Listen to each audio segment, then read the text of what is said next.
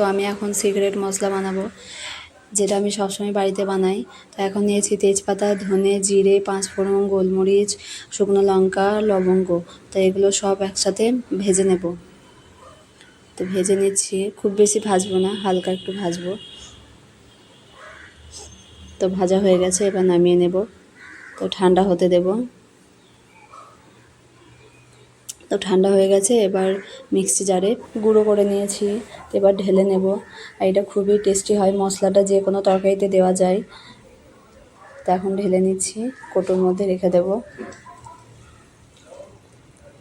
তো ভালো লাগলে কমেন্টে অবশ্যই জানাবেন, আর একটা শেয়ার করে পাশে থাকবেন। ধন্যবাদ। তো এখন আমি ভরে দিচ্ছি কৌটোর মধ্যে।